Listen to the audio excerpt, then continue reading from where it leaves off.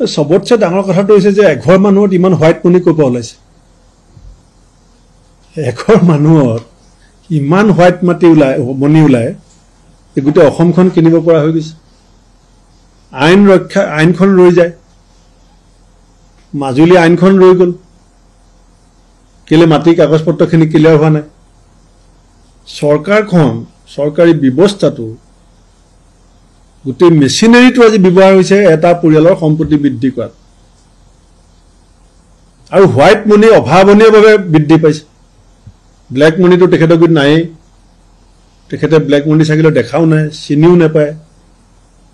black মনি আমাৰবিলাকৰ ঘৰতে আছে গতিকে ইমান হোৱাইট মনি গঢ়াৰ যিটো টেকনিক সেইটো যদি অসমৰ বাকীসকল মহিলাকো দিব পাৰিলেহেঁতেন বৰ ভাল আছিলে অসমৰ অন্যান্য যিসকল মহিলাই বকবকাই আছে ইলেক্ট্ৰিচিটি বিল দিব নোৱাৰাৰ কাৰণে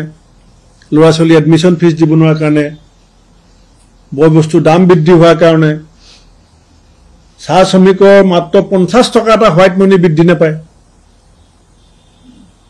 আৰু বেলেগে বিঘাই বিঘাই পুৰাই পুৰাই হোৱাইট মনি ব্যৱহাৰ কৰিব পাৰে এই টেকনিকটো মই ভাবো মুখ্যমন্ত্ৰী ডাঙৰীয়াই অসমৰ অন্যান্য পিছপৰা দুখীয়া মহিলাসকলকো এটা প্ৰশিক্ষণ আমিও সহযোগ কৰিম আমাৰ কংগ্ৰেছৰ মহিলাসকলকো পঠাই দিম যে কেনেকৈ হোৱাইট মনি বৃদ্ধি পায় এটা জ্ঞান দিবৰ কাৰণে তেখেতে এটা প্ৰশিক্ষণ শিবিৰ আয়োজন কৰক